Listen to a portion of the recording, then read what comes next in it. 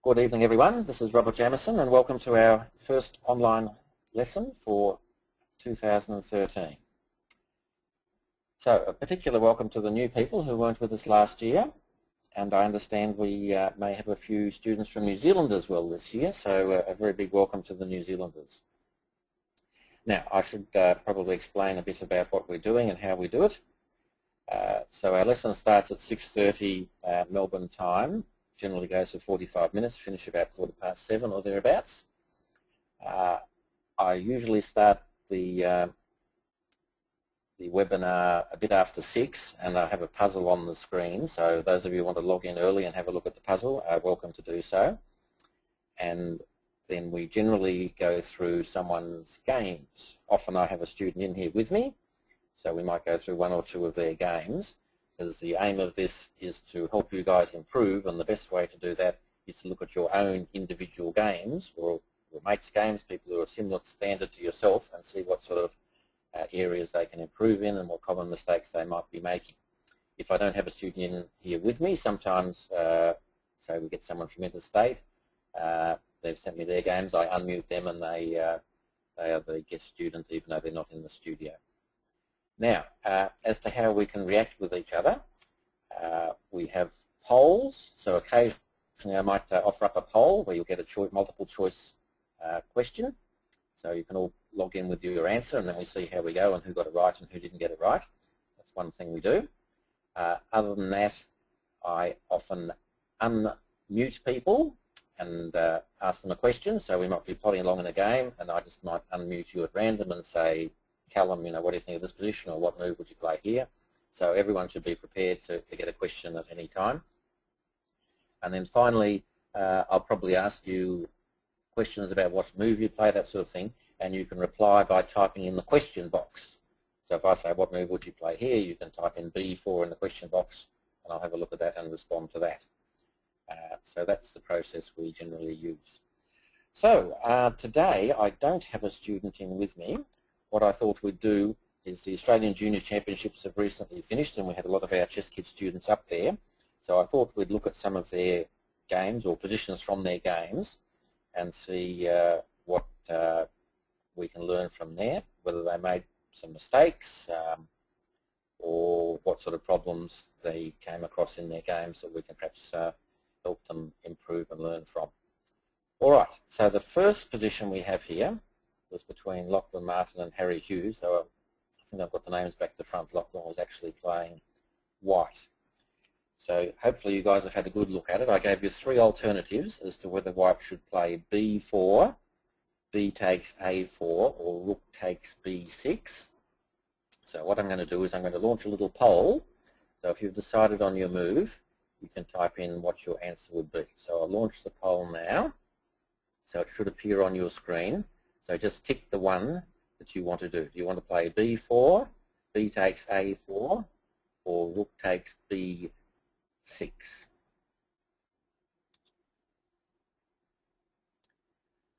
So at the moment, B takes A4 is at the lead, with Rook takes B6 coming in second. There's still a couple of people who haven't voted. I'll give you another few seconds. 1, 2, 3, 4, 5. Okay. We're closing the poll now. So let's have a look at the results. So we've got 50% of people want to play B takes A4, 33% want to play Rook takes B6, and 17% want to play B4. All right. Now, what is the best move? Let's have a look here. So B4 is the first possibility. Unfortunately, that loses fairly quickly because white can't really stop that pawn because black's got a sneaky check and gets through to a queen. So if you put B4, you lost pretty quickly. So that wasn't very good. Okay. Another option that was pretty popular was B takes A4, which is what actually happened in the game. In that case, black would swap, and then black's king runs across, gobbles up the pawn, and he's got an extra free outside pass pawn, and it's easy win for black. So neither of those lines look terribly promising. So what white should have done, which he didn't do in the game, was rook takes b6. Maybe black would take. Now, the question is, why is this better? Let me see who I can ask. We'll see if Kevin's with us. Are you there, Kevin? Talk to me, Kevin. Yes. Hi, how are you? Which one did you choose, Kevin?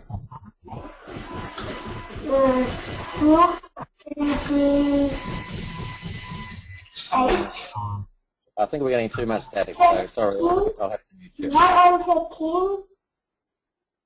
All right, that didn't work out so well. We'll try Ryan, see if we have more luck with Ryan. Are you there, Ryan?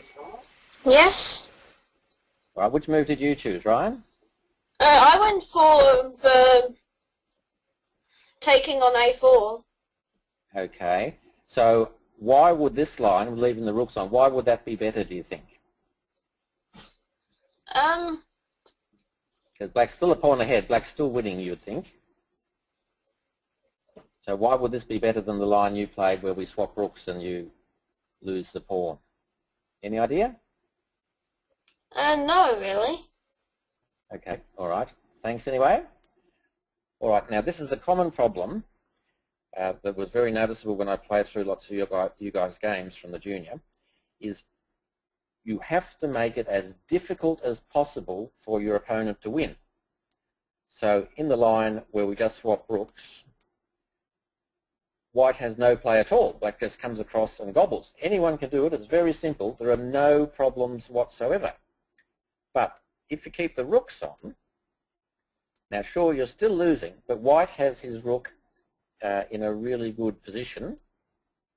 So, so his rook is ideally placed behind the pass pawn, whereas poor old black's rook's in front of the pass pawn. So for black to win, his king will probably have to zoom over here somehow to help get the pawn through. And then in the meantime, that will allow white maybe to pick up one or two of those pawns and give him a little bit of counterplay. So we should always look for the line that's most difficult for our opponent. So unfortunately, in this game, Lachlan didn't. He just swapped the rooks and lost pretty horribly. So that was a lesson for us, hopefully. Let's have a look at another one. Okay. Now, here we have Rebecca, who's one of our Chess Kids students, and she's losing as well, a bit like Lachlan in the last game. She's a pawn down, and her pawn on g6 is looking a bit dodgy. It's her move, so I want you guys to think what move Rebecca should play and type the answer in the question box. So white to play, what move would you play? Have a think and type the answer in the question box.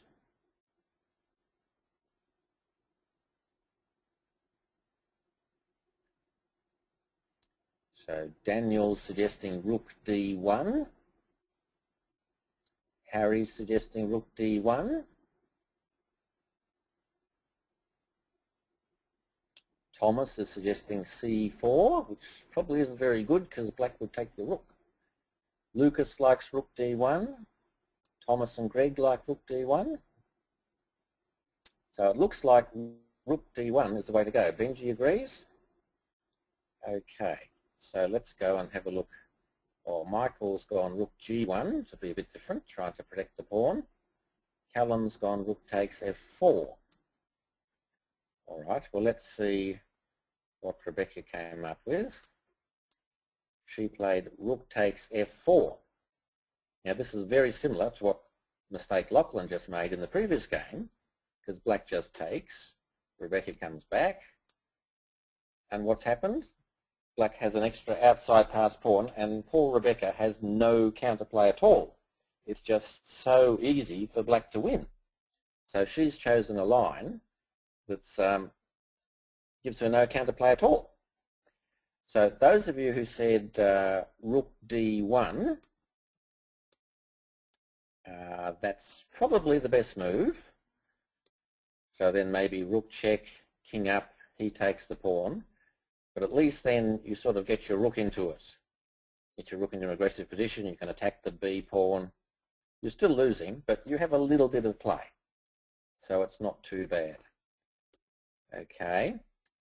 There is a third alternative. So I'll just see if anyone can help me out here.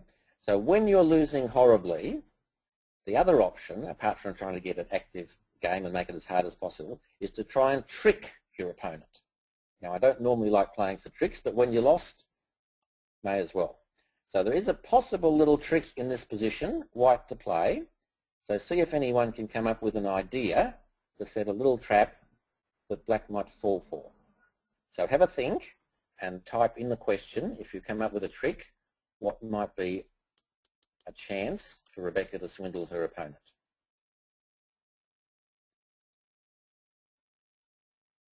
It's a little bit difficult, so if anyone gets it, I'll be quite pleased.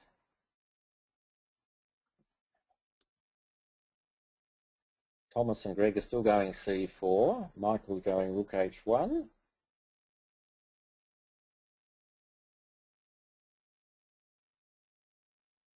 Anyone else have a thought?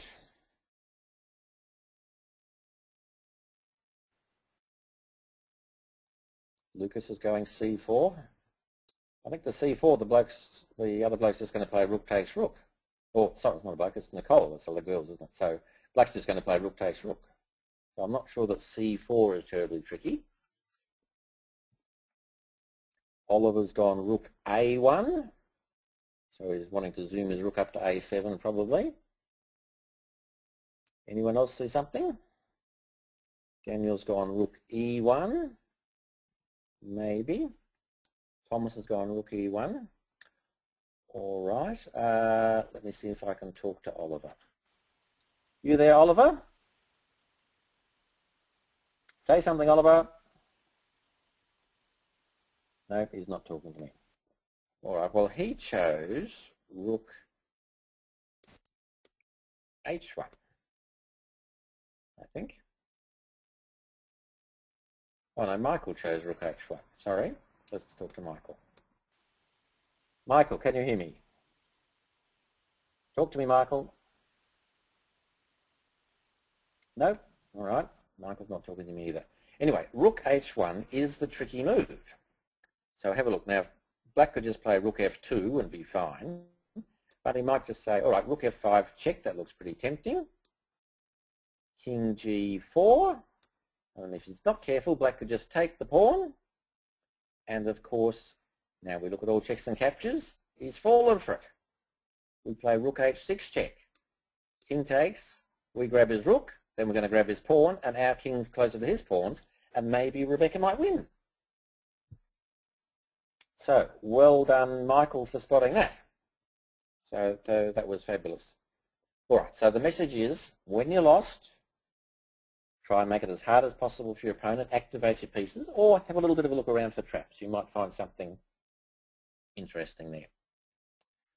All right, let's have another look. What else have we got? Okay, we'll have a look at another of Rebecca's games. Let's show you the next game. Oh, all right, it's okay. Now we need to go to move 33-ish. Knight takes d3. Right, okay. All right, Rebecca played h4. All right, so this was another of Rebecca's games, this time again Zoe from Mildura. And Rebecca's in a bit of a pickle because she's a pawn down and her bishop's not doing much. And Zoe's got this dominant knight that looks like it's going to hoon around the board and take all those free pawns. So poor old Rebecca's sitting there pretty much with a lost game. So Zoe, I think, played knight there to b2 with a double attack on the pawns. And basically Rebecca lay down and died and lost all the pawns and lost horribly. But she did have a little bit of a chance. So I want you to think, if you were Rebecca, what would you play in this position? So type your answer in the questions. We'll see if Michael can get it right again. White to play. Is there anything white can do? Or she's just got to lie down and die and lose all her pawns. Daniel's suggesting G5. Harry's suggesting G5. Lucas suggesting G5. Callum suggesting E5. Oliver's suggesting E5.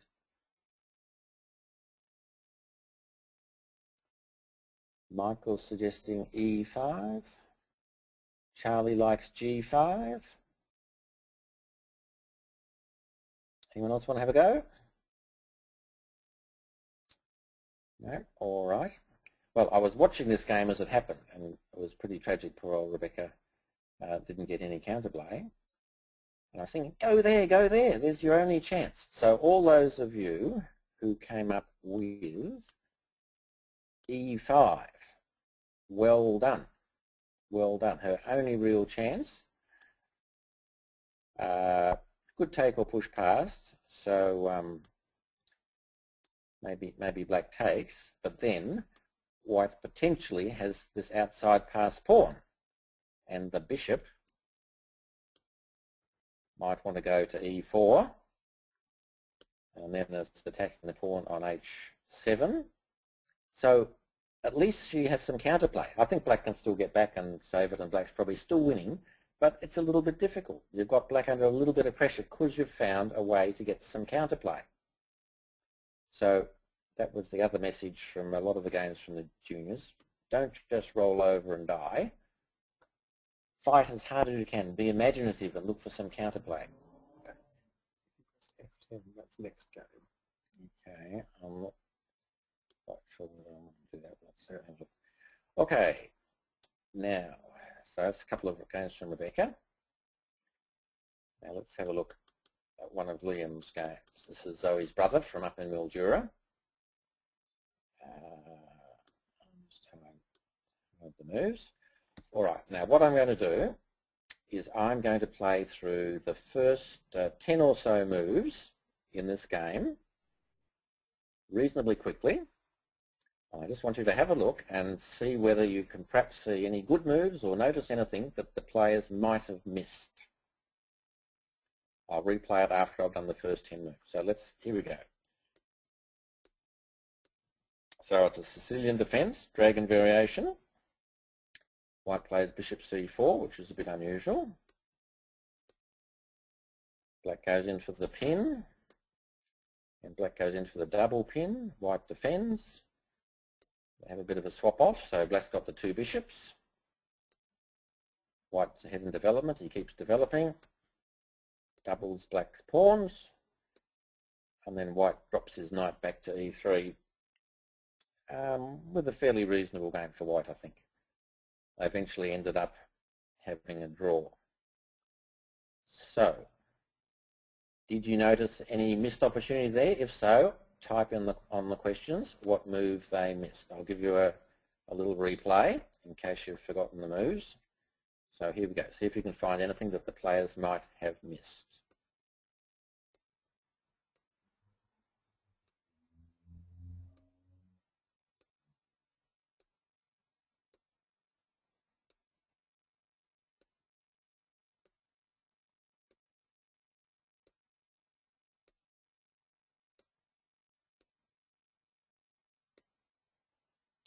Okay, so Michael's saying D4. I'm not sure what move. Oliver's saying bishop D5. Callum's saying H3. You probably need to tell me the move number, guys. You've got the move numbers there on your screen. Anyone else see anything?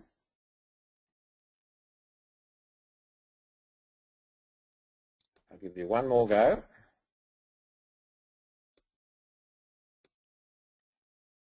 Now, a little hint, what I say to my students all the time is look at all checks and captures. You might find some tactics that the other person has missed. Look at all checks and captures, even if they look really silly.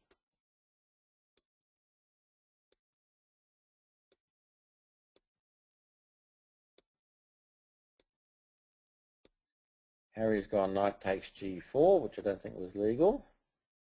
Now Harry's come up with the right answer. Michael's still going for 5d4. Could be a good move, but not a killer move, Michael. I'm looking for something really big that both players missed. So far, Harry's the only one who's got it. Thomas and Greg are going knight takes it. It's black's move, though. No one else can see it?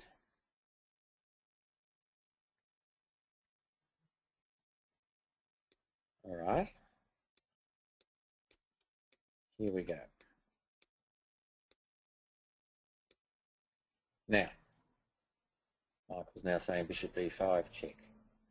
Well, now one piece of advice I give to my students is do not move a piece twice at the opening unless you really have to. So in this position, black decides he wants to exploit that pin, so he's a bit naughty. He moves a piece twice in the opening.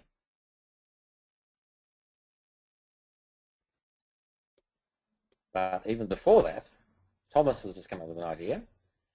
Thomas has said, hang on, looking at all checks and captures, cannot white in this position play check? Good point. King takes, knight up check, king goes somewhere, take the bishop. We won a pawn.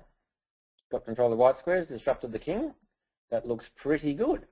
So certainly Liam missed that. He could have gone bishop takes f7 check. So well done to Greg and Thomas. But this position, anyone have any thoughts on this position? Type in the question if you see a good move. Harry's still the only one who's got it. Come on, there must be more people than just Harry who look at all checks and captures.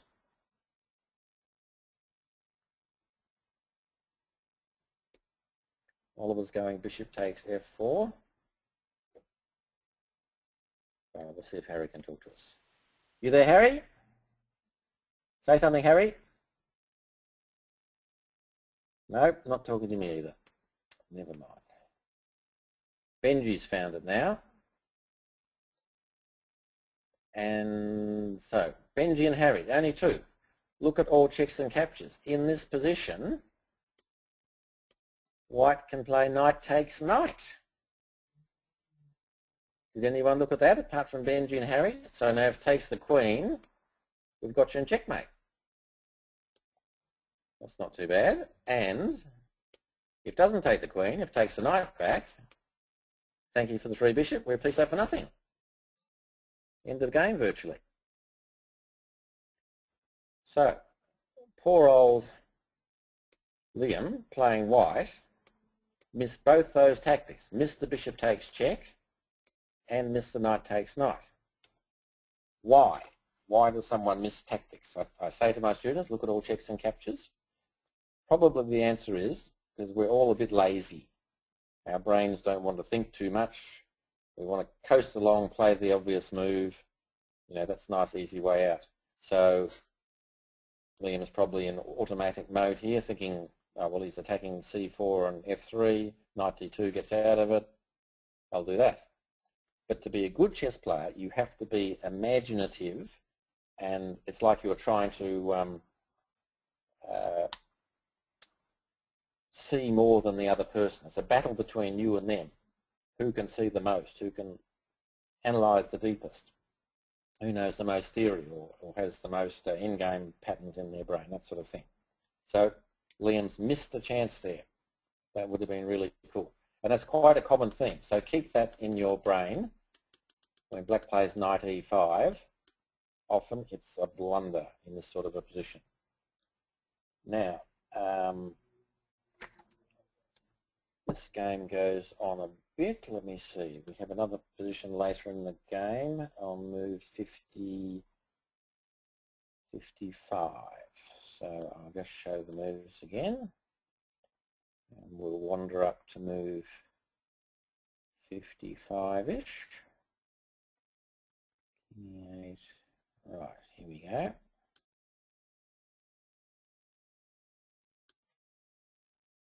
All right. So Liam's been coasting along in this game. He could have won really early, but he's managed to get a piece up for nothing. So he's still doing really well and winning. Let's say you're Liam in this position, white to play. Black's just played pawn to f3. What would you like to play for white, for Liam? So type in on the question what move you'd like Liam to play here. It's a piece up, so should be winning. Lucas likes a5. Harry likes king e3. So I'm not sure what he's going to do when I take his knight.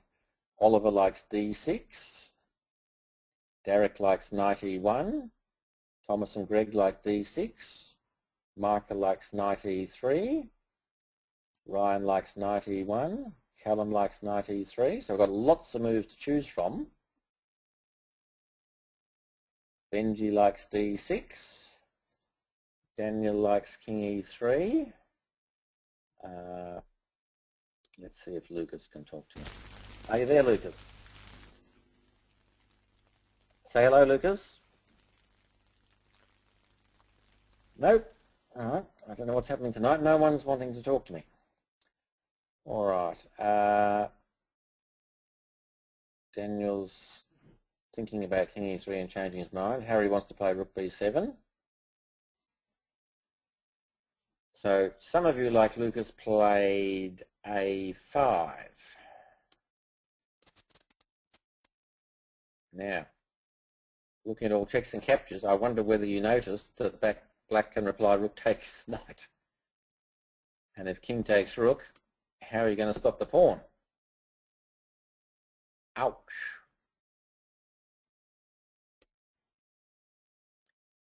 In fact, that's sort of what, well, Liam played a5, rook takes knight, and he couldn't take the rook, so he took the pawn.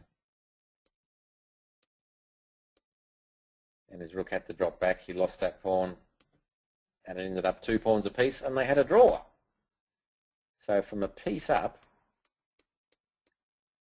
he made another move without thinking, that a5, because he hadn't looked at all checks and captures for his opponent.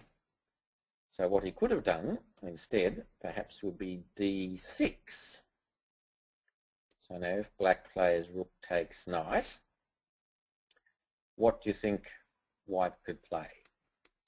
So type in the questions. Can White stop that pawn if he takes the rook? What should White do here? Or maybe it's still going to be a draw. So White to play in this position, type in what you think.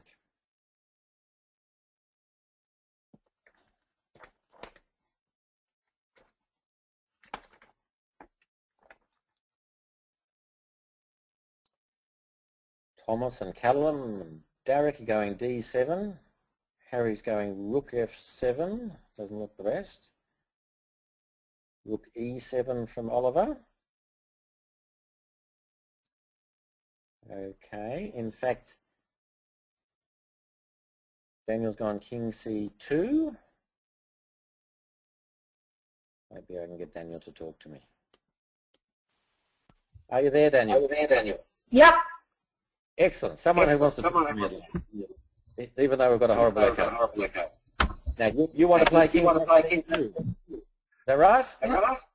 Yes. All right. Now, how are you going to stop that pawn when he plays pawn to f2? Rook check on a8. Rook check on a8. Okay. And I'm going to go to f7. You're going to stop me or not? I'll give you another chance. Let's go back. All right. So there.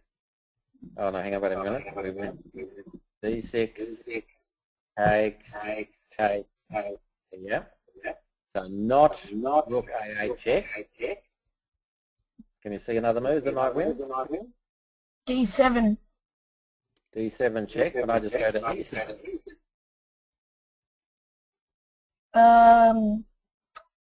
d8 check.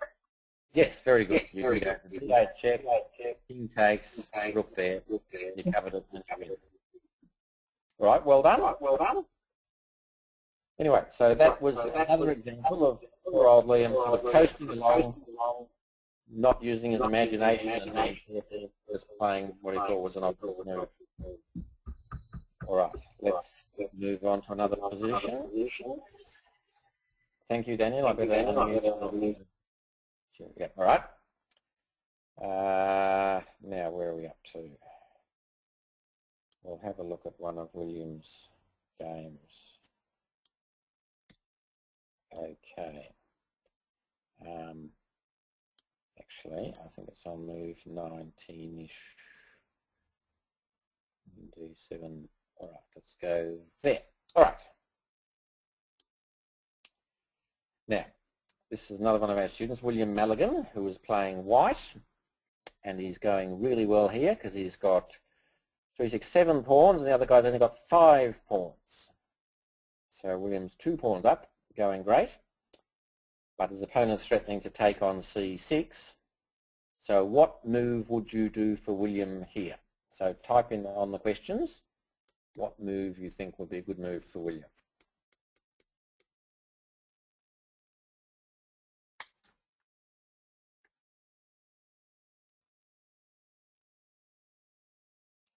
Thomas is going knight e5. Lucas going knight e5. Callum's going knight e5.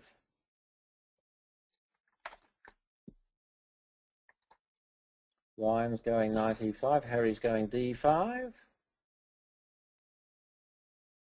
Oliver's going knight takes b8.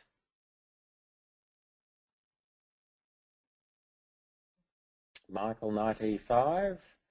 Derek's going bishop h7 check. Not quite sure why he can't take it. Never mind. Anyone else want to have a go? Daniel Pobb's going bishop e7, which isn't quite legal. Michael's now going knight takes b8.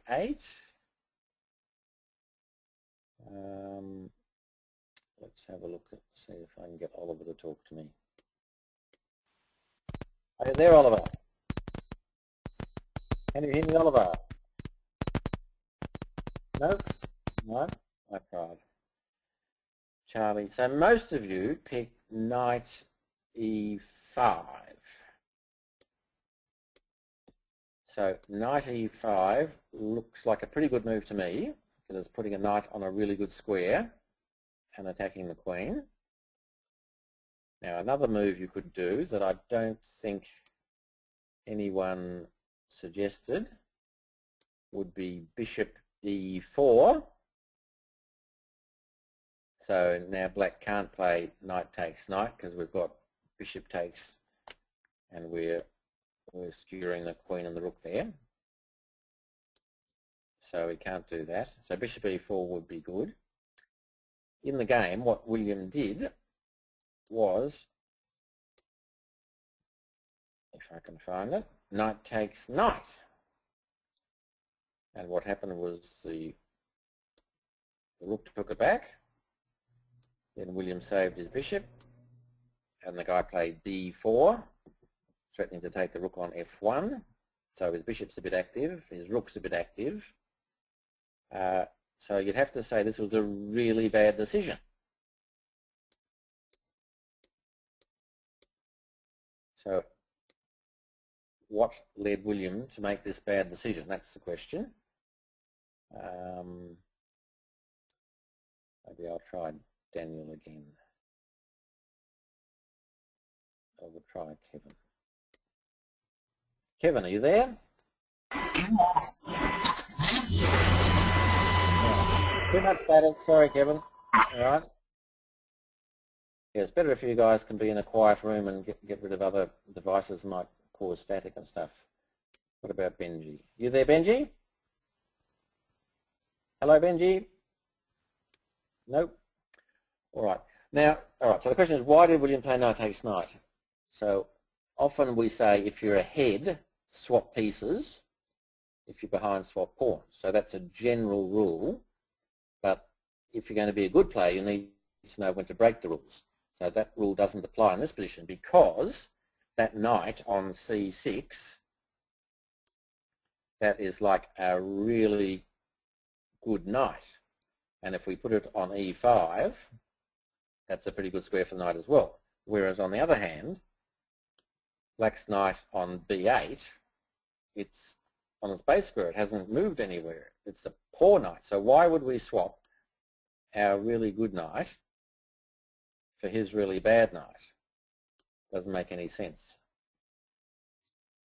So poor decision from William, swapping good knight for bad knight. So that's another thing that I noticed about a lot of the games from the juniors. Kids just love swapping just because they can. So you never exchange pieces of even value just because you can. You only do an exchange if you get some advantage out of it. Like it gives you the 2 bishops, or you're getting rid of his good piece for your bad piece, that sort of thing. So please bear that in mind when you're thinking about a swap. Don't just do it because you can. So that was a mistake from William.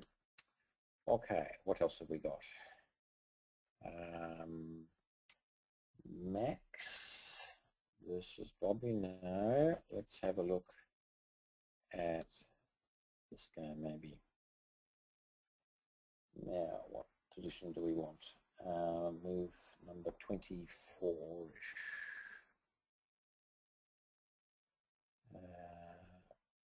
Here we go.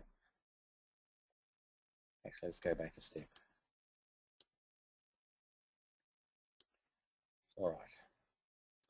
So this was a position between Max Phillips in the under 12s, I think it was, against David Cannon, who's one of the highest rated players in the under 12s, and David's black. It's been a King's Indian opening, which I'm hoping you guys play because King's Indian's a good opening. Let me talk to Daniel again. You there, Daniel? Yeah, Daniel? Yep. Who do you reckon's better here, Daniel? Would you rather be black or would you rather be white? I think I'd rather be black. Because? He's got a massive attack on the king. Yep. He's got a pretty Very good attack. active pieces.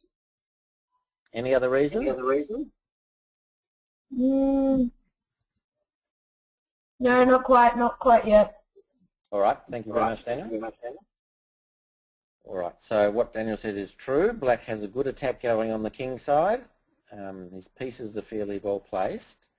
The other thing I'd say is look at the black squares. Poor old Max has swapped off his dark squared bishop, and most of his pawns are on white squares. So he's got all these terrible holes. So if you look, there's all these squares that he can't really contest. He's in trouble here, he's in trouble here. If black can get a knight there or a bishop there or something, they're very hard to chase away. So David as black has good control of the black squares as well, so that's another advantage for him. So David's winning, but Max is a tricky chap. He's pretty good at tactics. And David played here, which gave Max a chance. So David's plan is obviously he thinks he's going to get a big attack going down here on the H file. So if he can put his rook there, his queen there, or Max is going to be checkmated. So that's why his king has run away to F7. But is this a good move or a bad move? So let's put yourself in Max's position. You're losing. You're in imminent danger of being attacked down the H file. What would you do here? See if we can get the first move. So Oliver's liking knight H4. Anyone else want to suggest what Max can do?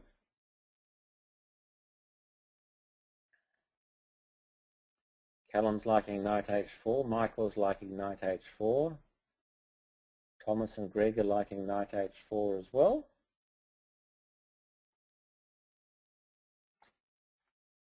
Thomas Morrison, knight H4. Harry's gone knight HG4. Now it's white's go. It's white's go. Lucas likes knight. Everyone's going knight H4. Okay, what I'm wondering, so if white plays knight h4, what if black just puts his queen there? What's happening to the knight? Because if it moves, we've got you in checkmate on h2. Maybe it's got to go back again. And if you go back again, then we've got rook over here. Looks a bit painful. So I'm not sure knight h4. Ryan's suggesting take on g3. Hang on. Ryan's suggesting take on g3. Benji's taking on g3.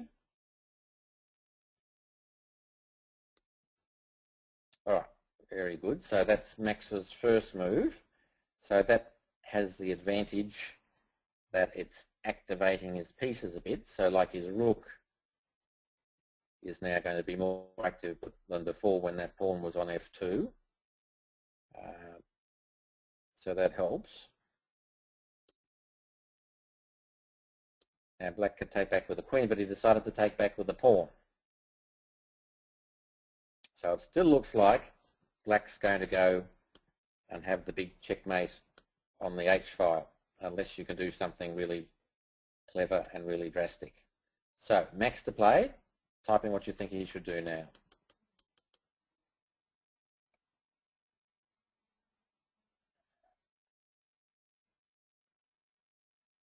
Michael suggesting knight a4. Not quite sure where that's going. Oliver's like queen d2. Only trouble then is he's going to play bishop h6 and skewer our queen and our rook.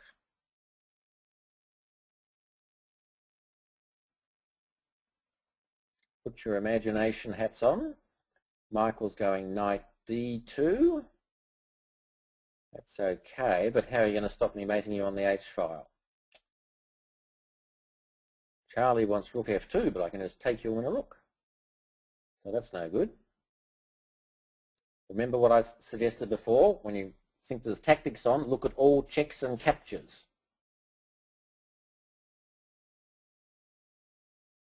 So no one's come up with a good idea for Max yet. Daniel's just come up with a good idea. Ryan's come up with a good idea. Now you're getting the hang of this. Anyone else? Yep, Daniel's reiterated. Daniel's found it. Ryan's found it. Harry's found it. Lucas has. Thomas has. Michael wants knight h2, which seems to lose a knight for not much. Oliver's found it. Yes. So the answer, of course, which most of you got with a little bit of prompting, is Max played the brilliant knight takes e5 check. So he's got to take or he loses the queen. And then Max has the clever bishop h5, skewering the queen against the king, because the knight can't take because it's pinned. So poor old David had to play bishop h6. Max took the queen. David took it back. So Max has queen for 2 pieces. What move do you think he should play now? Queen for 2 pieces is pretty good, but your rook's attacked. What should white do now?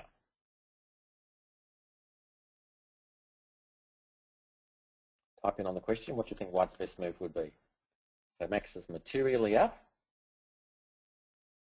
Oliver's going rook c2. Michael's going rook b1. Harry's going rook takes f6 for some reason. He wants to give the exchange back.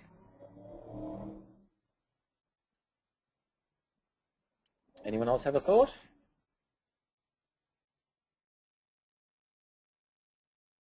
Right, well Max was a little bit more attuned to what's happening than some of you. Ryan's gone knight e2. Okay. Lucas has gone rook c2. All right. Now the problem is, all you guys are thinking, hey, that bishop is going to take my rook. help, what can I do? So you're saying, all right, rook c2, for instance. But, again, you have to be aware of what your opponent can do and look at all checks and captures, and clearly black is going to go check.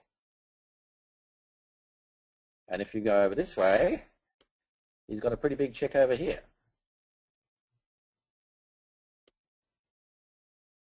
And if you don't, oh, sorry, here we go. So your only option is really to put the rook in the way, and the knight there is pretty yuck. So you would have given the game straight back to David. Fortunately, Max was awake, and he played queen there. He realised he couldn't allow that bishop check and had to give the exchange back. And Max should have gone on to win, but that's another tragic story that perhaps we can look at later on.